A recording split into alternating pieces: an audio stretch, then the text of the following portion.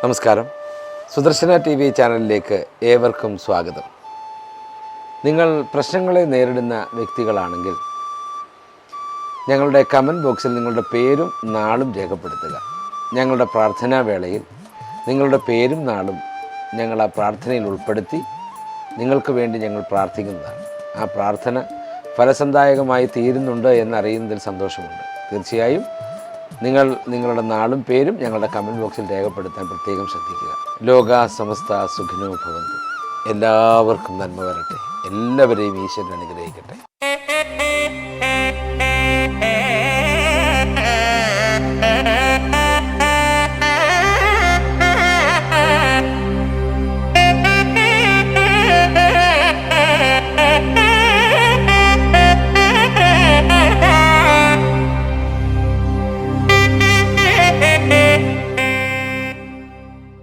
രണ്ടായിരത്തി 2025 വാർഷിക ഫലമാണ് സുദർശന TVയിലൂടെ ഞങ്ങൾ വിചിന്തനം ചെയ്യുന്നത്.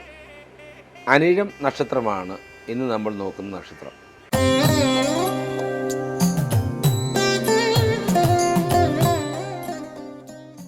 പൊതുവിൽ ഗുണദോഷ സമ്മിശ്രമായ വർഷമാണ് അനിഴം നക്ഷത്രത്തെ സംബന്ധിച്ച് 2025. പുതിയ സംരംഭങ്ങൾ തുടങ്ങാനുള്ള ചാൻസ് അനിഴം നക്ഷത്രത്തെ സംബന്ധിച്ചിടത്തോളം നിലനിൽക്കുന്നു. 2025 അനിഴം നക്ഷത്രക്കാർ പുതിയ സംരംഭങ്ങൾ ആരംഭിക്കാനുള്ള ചാൻസ് വളരെ കൂടുതലാണ്. പുതിയ സംരംഭങ്ങൾ എന്ന് പറയുന്നത് ചെറുകിട ബിസിനസ്സുകൾ, കൊച്ചു കടകൾ, അല്ലെങ്കിൽ ജീവിക്കുവാനുള്ള ഏതെങ്കിലും ഒരു മാർഗത്തിന് വേണ്ടിയിട്ടുള്ള സംരംഭങ്ങൾക്ക് തുടക്കം കുറിക്കുന്ന വർഷമാണ് അനിഴം നാളുകാരെ സംബന്ധിച്ചിടത്തോളം 2025.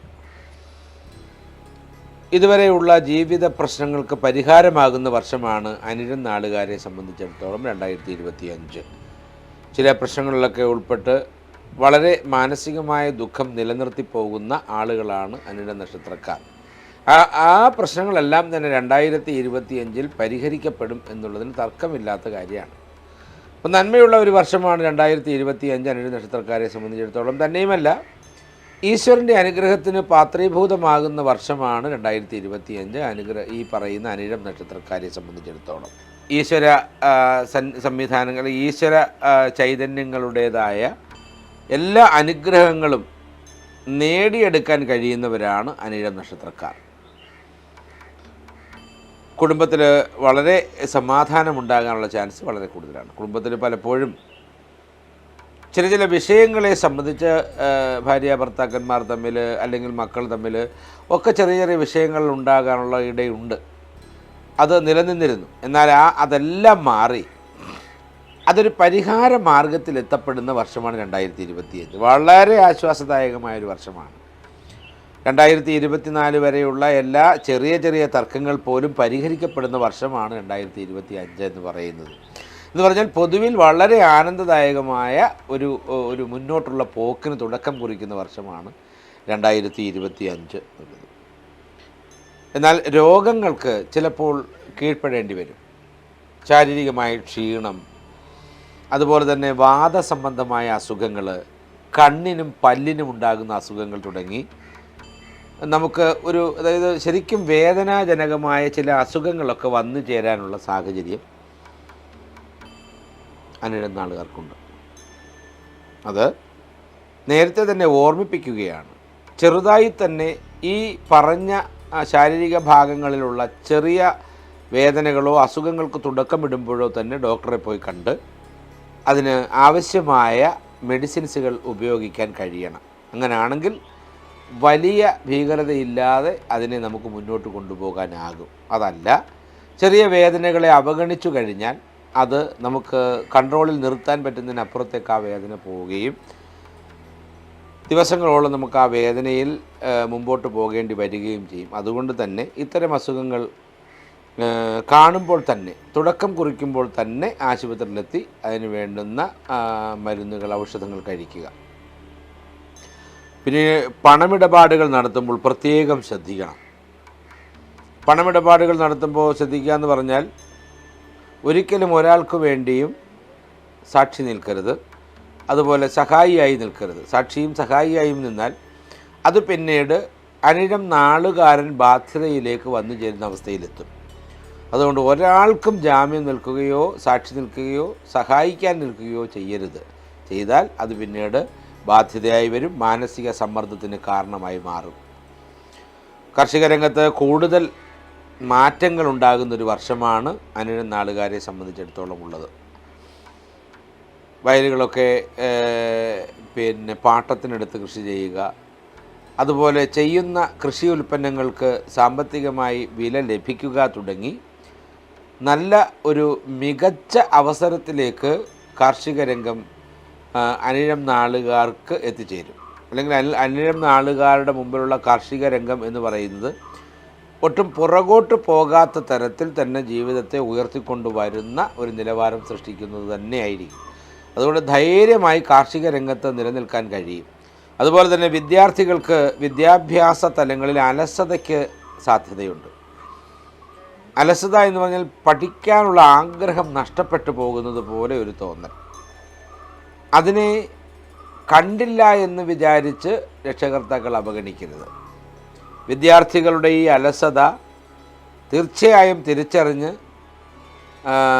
അവൻ്റെ വിദ്യാഭ്യാസ രംഗത്തെത്തി, അല്ലെങ്കിൽ സ്കൂളുകളിലെത്തി അത് വളരെയധികം പരിഹാര വിധേയമാക്കി മാറ്റണമെന്നാണ് എനിക്ക് പറയാനുള്ളത്.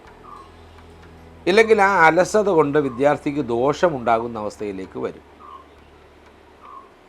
നമ്മൾ പറഞ്ഞാൽ അനുസരിക്കാതെ ഇരിക്കുക, അച്ഛനോ അമ്മയോ എന്തെങ്കിലും പറഞ്ഞാൽ അതിന് തറുതല പറയുക, അല്ലെങ്കിൽ എതിർത്ത് പറയുക എന്ന് പറഞ്ഞാൽ നമുക്ക്, അതായത് രക്ഷാകർത്താക്കൾക്ക് പൊതുവിൽ മാനസികമായൊരു വേദന ഉണ്ടാക്കുന്ന തരത്തിലേക്ക് വിദ്യാർത്ഥി അല്ലെങ്കിൽ മക്കൾ എത്താനുള്ള ചാൻസ് ഉള്ള ഒരു നാളാണ് അനിഴമെന്ന് പറയുന്നത്. അപ്പോൾ അതൊക്കെ തിരിച്ചറിഞ്ഞ് അതിന് വേണ്ടുന്ന പരിഹാര മാർഗങ്ങൾ സ്വയമേവ കണ്ടെത്തുക എന്ന് പറഞ്ഞാൽ, വിദ്യാർത്ഥി അലസനായി മാറുന്നുവെങ്കിൽ തീർച്ചയായും സ്കൂളിലെത്തി അവന് വേണ്ടുന്ന കാര്യങ്ങളെ തിരിച്ച് മനസ്സിലാക്കുക, അവനോട് അവൻ്റെ കാര്യങ്ങൾ ചോദിച്ച് മനസ്സിലാക്കുക, ശിക്ഷ നൽകേണ്ടതിന് ശിക്ഷ നൽകി തന്നെ വളർത്തിയെടുക്കാൻ ശ്രമിക്കുക. അല്ലാതെ വളരെ വാത്സല്യപരമായി പോയാൽ അത് പക്ഷേ നമുക്ക് അത് വളരെ ദോഷകരമായി ബാധിക്കും. നമ്മുടെ കുട്ടികളുടെ കുറ്റങ്ങൾ മറ്റുള്ളവർ പറയുകയാണെങ്കിൽ ആ കുറ്റങ്ങൾ ശരിയോ തെറ്റോ എന്ന് കണ്ടറിഞ്ഞ് ശരിയാണെങ്കിൽ തീർച്ചയായും കുറ്റം പരിഹരിക്കാൻ ശ്രമിക്കണം. അല്ലാതെ തങ്ങളുടെ അങ്ങനെ പറയാനുള്ള ചാൻസ് വളരെ കൂടുതലാണ്. അല്ലാതെ കുട്ടിയെക്കുറിച്ച് കുറ്റം പറയുമ്പോൾ നിങ്ങളെൻ്റെ കുട്ടിയെക്കുറിച്ച് കുറ്റം പറയാൻ എന്താ അർഹത എന്ന് ചോദിച്ചുകൊണ്ട് ചെല്ലാതെ അതെന്താണ് തൻ്റെ കുട്ടിയുടെ കുറ്റമെന്ന് കണ്ടുപിടിക്കാൻ നമ്മൾ ശ്രമിക്കണം. അതിലൂടെ അവനെ നന്നാക്കിയെടുക്കാൻ ശ്രമിക്കണം. പിന്നെ ഇപ്പോൾ ചെയ്തുകൊണ്ടിരിക്കുന്ന തൊഴിലുകളിൽ ചില തടസ്സങ്ങൾ നേരിടാനുള്ള ചാൻസ് വളരെ കൂടുതലുണ്ട്. ഈ ഗവൺമെൻറ് പരമായ തൊഴിലുകൾ, കോൺട്രാക്റ്റ് പരമായ തൊഴിലുകൾ, കോൺട്രാക്റ്റ് ജോലികൾ തന്നെ ചിലപ്പോൾ ഇല്ലാതായേക്കാം. അങ്ങനെ ചില തടസ്സങ്ങളൊക്കെ ഉണ്ടാകാനുള്ള ചാൻസ് കാണുന്നുണ്ട്. എന്നിരുന്നാലും മറ്റ് ജോലികളിൽ ഏർപ്പെടാനുള്ള ഒരു വഴിയും അതോടൊപ്പം തുറന്നു കിട്ടും. ഒന്ന് പോയാൽ ഒന്ന് കിട്ടുന്ന നാളുകാരാണ് അനിഴം നാളുകാർ. പിന്നെ സുഹൃത്ത് ബന്ധങ്ങളെ കൂട്ടുപിടിക്കുമ്പോൾ നല്ല സുഹൃത്തുക്കളെ കൂടെ നിർത്താൻ ശ്രമിക്കുക. അല്ലാതെ കാണുന്നവരെ എല്ലാം സുഹൃത്തുക്കളാക്കി മാറ്റാതെ ഇരിക്കുക. കാലം അതിനനുയോജ്യമായിട്ടുള്ളൊരു നടപടിയല്ല അനിഴക്കാർക്ക് വച്ചിരിക്കുന്നത്. അതുകൊണ്ട് നല്ല സുഹൃത്തുക്കളെ മാത്രം. മദ്യപാനം, പുകവലി, അതുപോലെ തന്നെ വെറ്റില മുറുക്ക്, മറ്റ് അനാവശ്യമായിട്ടുള്ള സാധനങ്ങൾ ഉപയോഗിക്കുക തുടങ്ങിയവ ഒഴിവാക്കപ്പെടുന്ന സുഹൃത്തുക്കളെ മാത്രം നല്ല സുഹൃത്തുക്കളാക്കി മാറ്റുക. ഇല്ല എങ്കിൽ വരുന്നത് നമ്മുടെ സാമ്പത്തിക ബുദ്ധിമുട്ട്, നമുക്ക് വന്നു ചേരുന്ന ചില രോഗങ്ങൾ ഇതുമായി ബന്ധപ്പെട്ടതാവാം. കേൾക്കുന്നവർക്ക് വേണമെങ്കിൽ അനുസരിക്കാം, ഇല്ലെങ്കിൽ അനുസരിക്കാതെ വിടാം, അത് നിങ്ങളുടെ ഇഷ്ടമാണ്.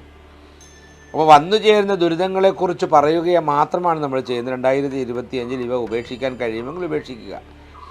ഇല്ലെങ്കിൽ അതിനനുയോജ്യമായിട്ടുള്ള തരത്തിൽ എന്തെങ്കിലും രോഗങ്ങൾ പിടിപെട്ടാൽ പിന്നീട് പറഞ്ഞിട്ട് കാര്യമില്ല. ഞാൻ നേരത്തെ പറയുന്നത് പോലെ സൂചി കൊണ്ടെടുക്കേണ്ടതിന് തുമ്പ കൊണ്ടെടുക്കാതിരിക്കാൻ പ്രത്യേകം ശ്രദ്ധിക്കുക.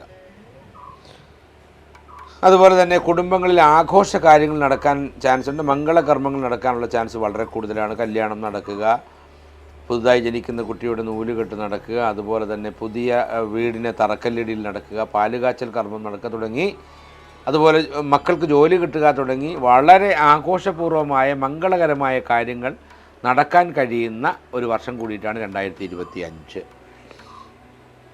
അതുപോലെ തന്നെ ചില ആയുധങ്ങൾ കൈകാര്യം ചെയ്യുമ്പോൾ പ്രത്യേകം ശ്രദ്ധിക്കണം. ഇരുമ്പ്, അതുപോലെ തന്നെ വെട്ടുകത്തി, അതുപോലെ കത്രിക, ഈവൻ ബ്ലേഡ് പോലും ഉപയോഗിക്കപ്പെടുമ്പോൾ വളരെ ശ്രദ്ധാപൂർവ്വം ഉപയോഗിക്കണം. കാരണം ആയുധങ്ങൾ നിമിത്തം ചില അപകടങ്ങൾ 2025 അനിഴം നാളുകാർക്ക് വന്നു ചേരാം. അതൊന്ന് ശ്രദ്ധിച്ചോണം. ആയുധങ്ങൾ ഉപയോഗിക്കുമ്പോൾ വളരെ സൂക്ഷ്മതയോടുകൂടി ഉപയോഗിക്കണം. ഇല്ലെങ്കിൽ അതിലൂടെ ഉണ്ടാകുന്ന മുറിവുകൾ അതൊക്കെ വളരെ ദുഃഖകരമായൊരവസ്ഥയിലേക്ക് എത്തും. അതാണ്. പിന്നെ ജീവിതശൈലി രോഗങ്ങൾക്ക് അടിമപ്പെടാതെ നോക്കണം. യോഗ പോലെയുള്ള ശാരീരിക നിയന്ത്രണ വ്യവസ്ഥകളിൽ ബന്ധപ്പെട്ട് അത് ശീലിച്ചെടുക്കേണ്ടത് അനിവാര്യമാണ്. വിദേശത്ത് പോകാൻ ആഗ്രഹിക്കുന്നവർക്ക് ഒരുപക്ഷെ 2025 നടന്നു എന്ന് വരാൻ കഴിയില്ല. വിദേശത്തെ അനിഴം കാർഡുകൾക്ക് വിദേശത്തേക്ക് പോകാനുള്ള ചാൻസ് വളരെ ആഗ്രഹമുണ്ടെങ്കിലും ചാൻസ് കുറഞ്ഞ വർഷമാണ് 2026 എന്ന് പറഞ്ഞ് ശ്രമിക്കാതിരിക്കേണ്ട. ചിലപ്പോൾ 100-ൽ 1-2 പേർക്ക് നടന്നു എന്ന് വന്നേക്കാം. 2025 പൊതുവിൽ അനിഴം നാളുകാർക്ക് വിദേശവാസം വരാനുള്ള ചാൻസ് വളരെ കുറവാണ്. എന്നാലും ശ്രമിക്കുക. അതുപോലെ തന്നെ പല ജോലി പ്രശ്നമാണെങ്കിലും അതുപോലെ തന്നെ ജീവിതത്തിൻ്റെ മുമ്പോട്ടുള്ള പോക്കാണെങ്കിലും അതിനൊക്കെ തടസ്സങ്ങൾ ഉണ്ടാകാനുള്ള ചാൻസ് ഉണ്ട്. ആ തടസ്സങ്ങളെ മറികടന്ന് പോകാനുള്ള മാനസികാവസ്ഥ ഉണ്ടാക്കുക. ദാമ്പത്യ പ്രശ്നങ്ങൾ ഉണ്ടാവാതെ പ്രത്യേകം ശ്രദ്ധിക്കണം. വീട്ടിൽ കുടുംബ വഴക്കുകൾ അങ്ങോട്ടും ഇങ്ങോട്ടും ഉണ്ടാകാതെ പ്രത്യേകം ശ്രദ്ധിക്കണം. ഭാര്യ ഭർത്താക്കന്മാർ തമ്മിൽ വളരെ സന്തോഷകരമായിരിക്കുന്ന ഒരാൾ എന്തെങ്കിലും പറഞ്ഞാൽ അത് മറ്റൊരാൾക്ക് ഉൾക്കൊള്ളാൻ കഴിയാത്തതാണെങ്കിൽ നിശബ്ദമായി കേട്ടിരുന്ന് ചിരിച്ച് അതിനെ തള്ളിക്കളയുക. അല്ലാതെ വിഷയങ്ങളിൽ നിന്ന് വിഷയങ്ങളിലേക്കാക്കി മാറ്റാതിരിക്കും പ്രത്യേകം ശ്രദ്ധിക്കണം. വളരെ വാത്സല്യപൂർവ്വം സ്നേഹപരമായിരിക്കുന്ന ഒരു ജീവിത പശ്ചാത്തലത്തിലേക്ക് പോകാൻ നമ്മൾ പ്രത്യേകം ശ്രദ്ധിക്കണം. 2 കൈകൾ കൂട്ടിയടിച്ചെങ്കിലേ ശബ്ദം കേൾക്കുകയുള്ളൂ. അപ്പോൾ അതുകൊണ്ട് ആരെങ്കിലും ഒരാൾ സ്വസ്ഥരാവുക. സാഹചര്യം കൊണ്ടാണ് ഇതൊക്കെ പറഞ്ഞു പോകുന്നതെന്ന് ചിന്തിക്കുക. ഇപ്പോൾ അതായത് അനിഴം നാളുകാരെ സംബന്ധിച്ചിടത്തോളം പറയുന്നത് ചിലപ്പോൾ വളരെ വേഗത്തിൽ ദേഷ്യം വരാവുന്ന ആൾക്കാരാണ്. അപ്പോൾ അതുകൊണ്ട് സംഭവിക്കാത്തത് പലതും സംഭവിച്ചു പോകാം. അപ്പോൾ കൂടെ നിൽക്കുന്നയാൾ ഇങ്ങനെയൊക്കെ സംഭവിക്കും എന്ന് ചിന്തിച്ച് പ്രവർത്തിക്കുക. അങ്ങനെ പ്രവർത്തിച്ചാൽ സൗമ്യമായ, ശാന്തമായ, വളരെ മനോഹരമായിരിക്കുന്ന ഒരു നല്ല അന്തരീക്ഷം കുടുംബത്തിനുണ്ടാക്കിയെടുക്കാൻ കഴിയും. രാഷ്ട്രീയ ജീവിതത്തിലായാലും സാമൂഹ്യ ജീവിതത്തിലായാലും നല്ല പ്രവർത്തന പശ്ചാത്തലം നടപ്പിലാക്കുന്നതിനും മറ്റുള്ളവരുടെ ആശംസകൾക്ക് പാത്രീഭൂതമാവുകയും ചെയ്യും അനിഴം നക്ഷത്രക്കാർ. തീർച്ചയായിട്ടും 2025 എന്ന് പറയുന്ന വർഷം അനിഴം നക്ഷത്രക്കാരെ സംബന്ധിച്ചിടത്തോളം വളരെ നല്ലൊരു വർഷമാകട്ടെ. ശിവക്ഷേത്രത്തിൽ കൂവളമാല സമർപ്പണം, അതുപോലെ തന്നെ ജലധാര, പിൻവിളക്ക്, ഭദ്രകാളി ക്ഷേത്രത്തിൽ ഭഗവതി സേവ, അർച്ചന, ദേവീക്ഷേത്രത്തിൽ കുങ്കുമാർച്ചന, വിഷ്ണു ക്ഷേത്രത്തിലെത്തി പാൽപ്പായസ വഴിപാട്, തുളസിമാല സമർപ്പണം തുടങ്ങിയവ ചെയ്യുക. തീർച്ചയായും ചുവന്ന താമരപ്പൂക്കൾ വിഷ്ണുദേവന് സമർപ്പിക്കുന്നതും അനുഗ്രഹദായകമാണ്. അതുപോലെ തന്നെ ഹനുമാൻ ക്ഷേത്രത്തിൽ വടമാല തുടങ്ങിയവ സമർപ്പിച്ച് പ്രാർത്ഥിക്കുമ്പോൾ ഒരു വർഷത്തിലേക്ക് നമുക്ക് വന്നു ചേരാൻ കഴിയുന്ന ദോഷങ്ങൾക്കെല്ലാമുള്ള പരിഹാരമാകും. ഒരു ദിവസം കൊണ്ട് ഈ വഴിപാടുകൾ ചെയ്യണമെന്നല്ല ഞാൻ പറഞ്ഞു വരുന്നത്. പല ദിവസങ്ങളായി നമ്മുടെ കൈകളിലേക്ക് ധനം വരുന്നതിനനുസരിച്ച് സമയമുള്ളതുപോലെ തന്നെ ഇടപെട്ട് ഈ കാര്യങ്ങളൊക്കെ മുന്നോട്ട് നീക്കിക്കൊണ്ടു പോകണം. എല്ലാ പൂജാതി കർമ്മങ്ങളും സമയം പോലെ ചെയ്ത് ജീവിതത്തിനെ വിജയ വഴികളിലേക്ക് എത്തിക്കുവാനുള്ള ശ്രമം അനിഴം നാളുകാർ ചെയ്യേണ്ടതാണ്. തീർച്ചയായും അത് സാധിക്കുക തന്നെ ചെയ്യും. 2025 ഒരു നല്ല വർഷമാക്കി എടുക്കുവാൻ പ്രത്യേകം ശ്രദ്ധിക്കുക. ദൈവാനുഗ്രഹം അനിഴം നാളുകാർക്ക് ഉണ്ടാകട്ടെ എന്ന് പ്രാർത്ഥിച്ചുകൊണ്ട് നിർത്തുന്നു. നന്ദി, നമസ്കാരം.